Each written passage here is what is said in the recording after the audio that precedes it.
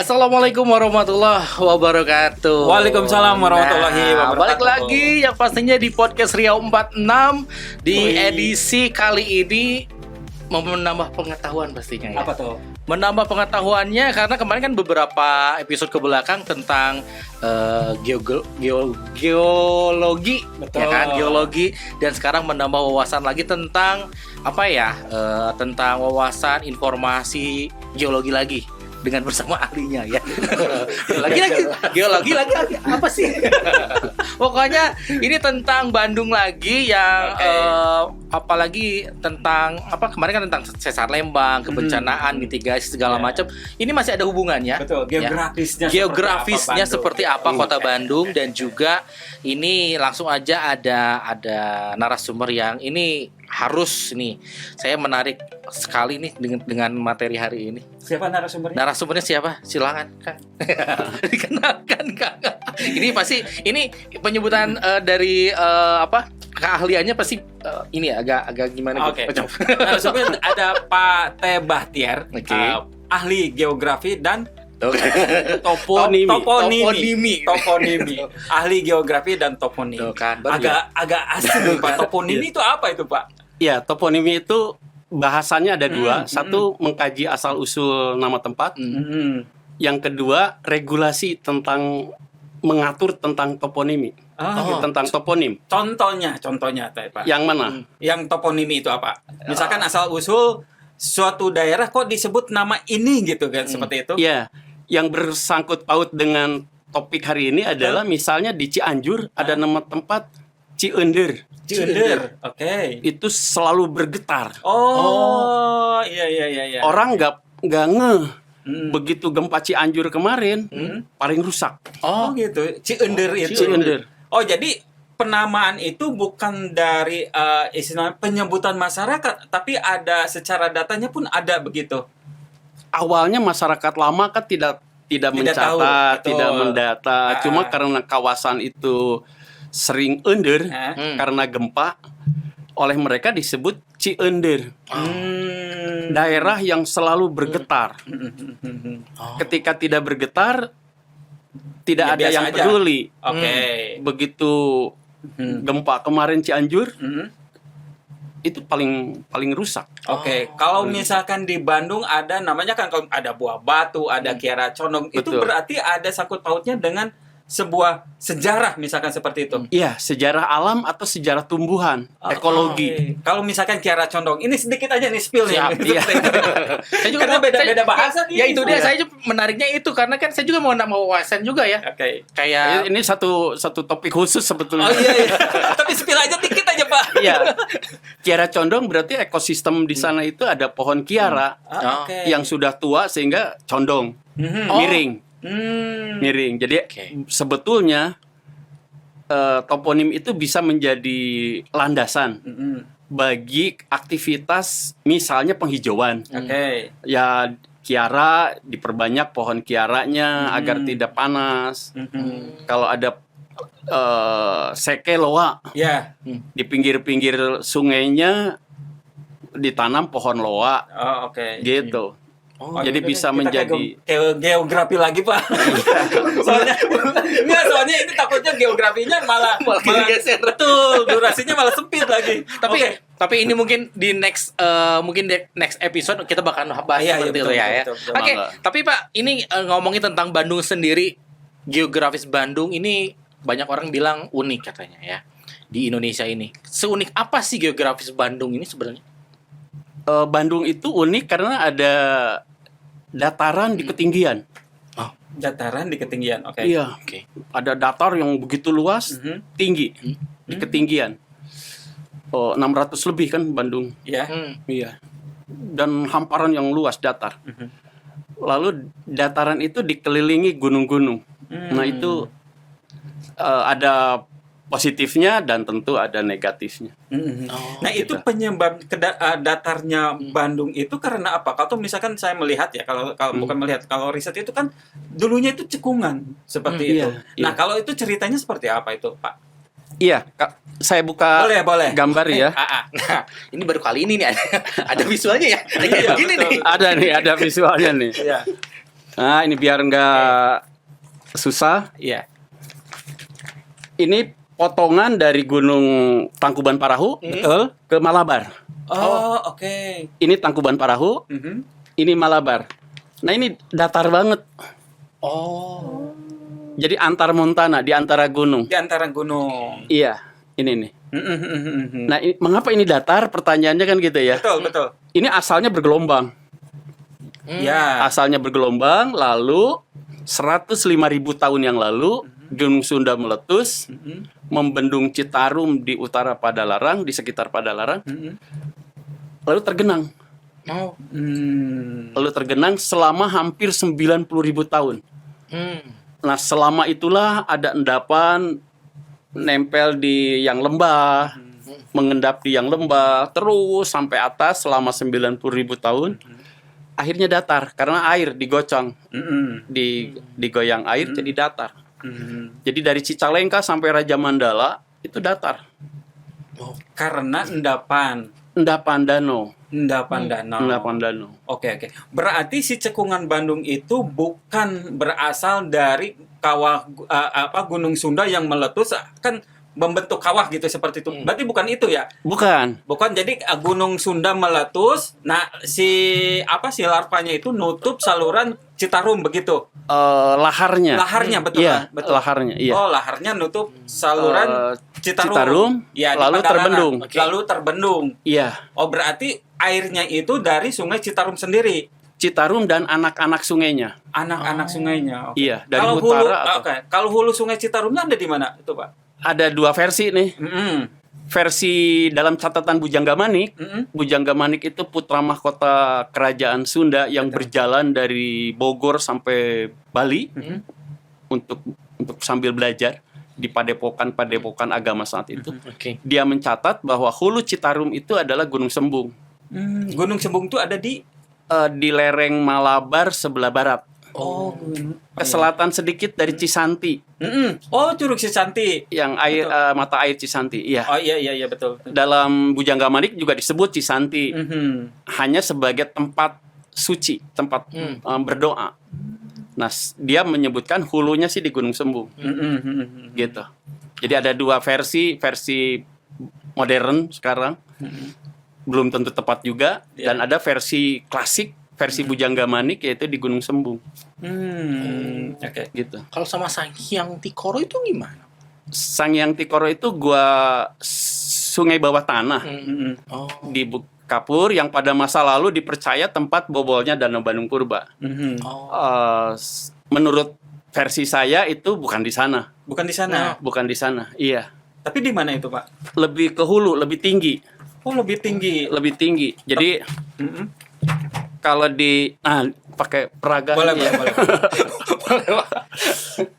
danau itu di sini. Oh, ya. Ya, Lalu di sini ada rangkaian gunung. betul. Ya. Sangyang Tikoro di sini. Oh, di bawah. Di bawah. Oke. Jadi- Oke. Harusnya membobol ini dulu Ha-ha. baru masuk Sangyang Tikoro. Betul. Gitu. Betul. Jadi kalau bobolnya di sini berarti kan gak ada danau dong. Oh, karena lebih atas. Iya. Lebih tinggi. Danaunya kan ketinggiannya antara 600 sekian sampai 725. Iya. Ini 400-an. Oh.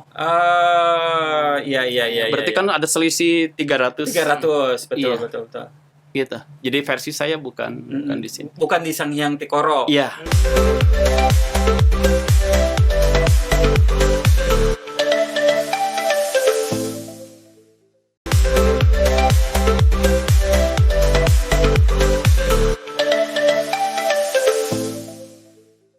Itu berarti bobolnya itu bukan hanya di satu titik, karena kan Danau Purba itu kalau lihat dari peta yang Ya. Bapak bikin ya, Pak, Iya. seperti itu mitigasinya. Di sini ada dua, ada di kalau di di Danau Purba Barat itu ada di wilayah Padalarang seperti itu. Oh, iya Raja Mandala. Raja Mandala ya, ke itu selatan, bobolnya iya. itu di sana. Kemudian untuk wilayah timurnya ada di mana? Curug Jompong. Curug Jompong. Oh, Iya, oke. yang Di sekarang dibuat dua kanal tuh, dua terowongan mana? oleh bagian yang ngurus air sungai, dibuat terowongan dengan tujuan untuk mengurangi banjir di Dayakolot. Oh. Katanya. Ya. Nah, Oke. Pak Batiar, dampak dari bukan dampak ya istilahnya ketika air Danau Purba Bandung itu surut, kemudian menjadi dataran seperti itu. Nah, antara cekungan dengan endapan gitu seperti itu ketebalannya berapa, Pak? Kira-kira? Yang paling tipis di pantainya ya, Mm-mm. seperti di Riau ini ke selatan. Paling tebal Mm-mm. endapannya yang pada masa lalu cekungan dasar cekungan. Betul. Ada lembah, ada apa. Nah, itu yang terisi itulah yang paling dalam di selatan yang mendekati Citarum sekarang. Oh. Jadi itu makin ke selatan endapannya makin tebal. Mm-mm. Jadi ada yang sampai 75, 100, 100 lebih gitu. Endapannya itu. Endapannya berdasarkan data bor ya, pengeboran. Iya. Oh, oke. Nah, itu dampaknya terhadap pembangunan kalau misalkan dihubungkan dengan sekarang dengan kekuatan bangunan itu bagaimana? Dengan tanah endapan dengan tanah yang stabil misalkan seperti itu. Ya, pasti orang sipil tahu ya Iya, betul. bagaimana harus ngebangun di daerah yang batuannya masih lunak, masih jenuh air. Itu kan masih jenuh air, gitu. Gitu. Bila ada goncangan di endapan yang seperti itu akan terjadi pembesaran goyangan. Jadi kalau di pusatnya goyangan itu gempa itu misalnya diterapkan dengan gempa 5, sekian. Nah, di lumpur itu pasti lebih. Walaupun jaraknya agak jauh. Tapi karena batuannya masih lunak, goyangannya jadi lebih besar. Nah, itu yang harus diperhatikan. Iya. Saya juga baru tahu jadi lebih kayak gitu ya. Iya. Berarti tapi kan itu luasan Danau Purba Bandung itu kan sangat luas ya Pak ya kan dari Betul. Padalarang sampai ke Cicalengka. Cicalengka, iya. Begitu. Raja Mandala lah. Oh, Raja Mandala ya. Dari Iya. Raja Mandala sampai ke Cicalengka. Cicalengka. Kalau dari utaranya berarti dari Ya, ini Riau Riau. Ini Riau. tuh udah masuk pesisirnya begitu. pesisir. Oh, oke. Kesananya itu dekat Merdeka Dago. Itu kan kesini Riau, kesana apa tuh? Wastu Kencana. Bukan. Apa? Ya ke barat ya. Iya. Dari itu kan 0 meternya tuh. Dari sana ke selatan danau. Dari perempatan itu ke utara daratan. Daratan. Oke. Oke, kedalaman danau itu dulunya tuh berapa itu, Pak? Di setiap daerah beda-beda. Pasti. Seperti di Riau ini Betul. 0 ya, 0. Nol. Oke. Misalnya di gerbang tol Buah Batu lebih dari 40 meter. Kedalaman air. Kedalaman air betul. Iya. Kedalaman air. Lebih dari 40 meter. Bisa sampai 50, 60. Jadi caranya gampang. 725 sebagai air tertinggi dikurangi ketinggian tempat saat ini. Jadi di peta-peta digital tuh yang peta topografi akan kita tahu di titik mana berapa meter ketinggian sekarang. 725 dikurangi ketinggian tempat itu sekarang itu adalah kedalaman danau. Gitu cara ngitungnya. Berarti kalau begitu endapan itu berpengaruh terhadap kualitas air nggak Pak? Benar nggak sih Pak? Berpengaruh banget. Oh, gimana itu Pak ceritanya Pak? Jadi itu kan lumpur selama 90.000 tahun. Ada gambut, ada apa segala macam kan tumbuh di sana. Satu aroma. Aroma air yang disedot dari dasar cekungan Bandung, aromanya bau lumpur. Itu yang pertama. Yang kedua warnanya. Warnanya kalau yang dangkal itu ya krem, warna kuning, merah lah. Warna lumpur berarti? Warna besi. Oh, warna besi. Iya. Okay. Jadi orang Sunda menyebutnya cipere. Nah, banyak cipere itu yang membuat kalau nyuci baju putih cepet krem. Oh iya. Karena itu. Iya. Kalau kata ibu-ibu mah beladus. Kucel. Iya. Oke, Pak, dari kacamata geologi sendiri nih, mungkin Bandung ini apakah emang termasuk daerah rawan bencana kah? Atau gimana? Karena kan dari sejarah yang sebelumnya tadi sudah disebutkan kan danau vulkanik segala macam kan ya. Apakah Bandung ini termasuk daerah ataupun wilayah yang rawan bencana kah atau gimana? Bentar, ini bukan danau vulkanik. Bukan bukan danau ya? vulkanik. Bandung itu kan? Bukan ya? Atau gimana? Iya, danau yang terbentuk karena material vulkanik membendung. Iya, membendung kan. Iya, Kalau danau vulkanik itu kan bekas gunung. Langsung ya? Di kawah. kawah. Betul. Di kawah. Oke. Kawah. Tapi kembali Kecil. lagi dengan apakah Bandung ini termasuk area ataupun wilayah rawan bencana kah atau gimana? Iya. Sebetulnya seluruh dunia juga rawan ya. Kalau ya Bandung salah satunya. Jadi disebut rawan karena ada manusia. Betul. Jadi bila tidak ada hunian manusia, apapun yang terjadi secara alam bukan masalah. Iya. Karena tidak berdampak begitu ya. Iya. Jadi dinamika alam untuk keseimbangan semesta itu akan berjalan terus. Oh iya, betul. Akan berjalan terus. Gunung akan meletus, gempa akan terjadi, pelapukan akan terjadi, dan itu terus berlangsung. Karena ada manusia di dekatnya yang terkena dampak letusan, terkena dampak gempa, disebut aja bencana. Gitu. Jadi akhirnya tergantung kita bagaimana mempersiapkan diri menghadapi dinamika alam itu. Dinamika Gitu. apa itu betul? Dinamika alam salah satu. Dinamika Ya, alam, itu bencana gitu ya seperti Iya. itu. Iya. Kalau mitigasinya khususnya untuk orang Bandung karena akan dilihat dari kita hidup di atas endapan lumpur purba begitu seperti itu. Apa yang harus dilakukan atau mitigasi seperti apa yang cocok untuk warga masyarakat Bandung begitu? Iya. Oh, lengkap ya. Banyak. Apa tuh, Pak? Di antaranya kalau untuk bermukim konstruksi ya. Betul. Bermukim konstruksi rumah. Kalau untuk kantor konstruksi bangunan. Untuk sekolah konstruksi gedung sekolah. Itu harus benar-benar diperhitungkan ketahan goncangannya. Kan dalam ilmu sipilnya ada. Betul. Nah, itu orang sipil yang harus merancang bahwa bagaimana agar bangunan sekolah bila terjadi siang hari ketika ada anak tidak roboh karena guncangan itu.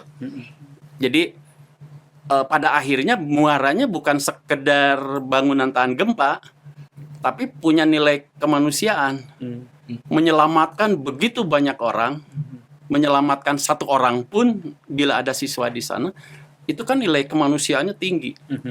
Jadi kalau kita peduli mendirikan bangunan tahan gempa, peduli memberi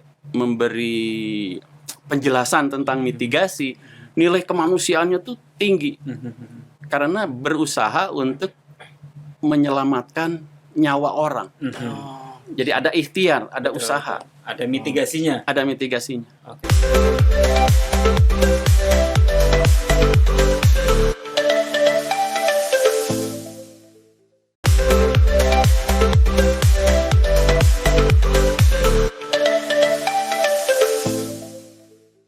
Tadi Kak sempat sebelum live pun Bapak Pak Bahtiar sempat ada pembicaraan. Ini ada filosofi tentang penca ya dalam mitigasi kebencanaan. Oh iya. Ayo baru dah. Gimana, Pak? Ini kenapa? Biasanya kan kalau penca ya penca silat. Ya, gitu, ini seperti itu. pencanya aja. Ya, ini kenapa memilih filosofi penca itu sendiri untuk memasukkan ke Kearifan latihan lokal, kearifan gitu ya, lokal dan juga ke latihan mitigasi kebencanaan ini? Iya. Dalam drill penca gitu ya. Menurut saya cocok banget untuk drill mitigasi. Oke. Saya mendapatkan informasi ini, pengetahuan ini dari Abah Iwan Abdurrahman, Wanadri itu, senior Wanadri. Beliau adalah muridnya Aki Muhyiddin, guru penca Cikalongan dari Cianjur. Nah, jadi ada beberapa tahapan hierarki dalam pencapaian gerakan penca. Jadi misalnya begini, pertama mungkin yang baru belajar itu hanya nyaho, hanya mengetahui, hanya tahu tentang jurus itu. Kalau berlatih terus, dia akan mengerti jurus itu untuk apa, pemaknaannya. pemaknaannya. Oke. Walaupun guru tidak menyebutkan, Betul, dia betul. akan mengerti Iya. mengapa berlatih itu. Kalau sudah mengerti, dia akan bisa. Dia akan mampu melakukan jurus. Tidak berpikir lagi, dia mampu. Nah, kalau sudah mampu, dia akan tuman. Tuman itu mahir. Mahir. Jadi sangat mahir. Nggak usah berpikir lagi. Mahir. Kalau udah mahir, Jadi udah ada insting aja gitu ya seperti Iya. itu. Oke. level yang paling tinggi adalah nggak jadi. Ya. Nggak jadi itu menetap. Jadi si jurus-jurus itu menetap dalam raga, dalam jiwa, dalam rasa. Ketika terjadi sesuatu, baru kerasa anginnya aja dia sudah bisa mengambil sikap. Nah, kalau drill untuk penca ini seperti yang diajarkan oleh Aki Muhyiddin kepada Abah Iwan itu diterapkan untuk mitigasi, kan bagus. Misalnya ada gerakan, anggap aja ini gerakan 1 atau jurus 1. Merunduk, jongkok, lindungi tengkuk dan kepala, Iya. berpegangan. Anggap aja itu jurus 1.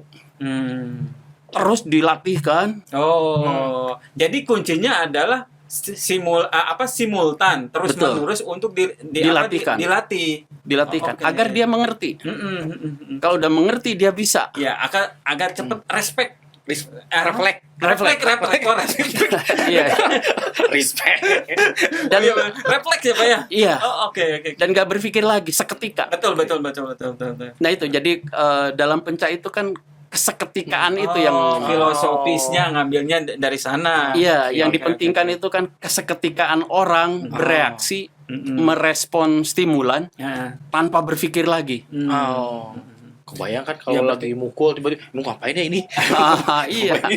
Ya berarti kalau gitu emang simulasi itu emang harus sesering mungkin ya Pak ya? Sesering mungkin. Iya, nggak bisa kalau misalkan hanya dalam setahun 2 kali atau 3 Iya. kali nggak bisa. Nggak ya, Pak? bisa. Ha. Nggak bisa. Oh. Apalagi 1 kali dalam 1 anggaran. Iya betul.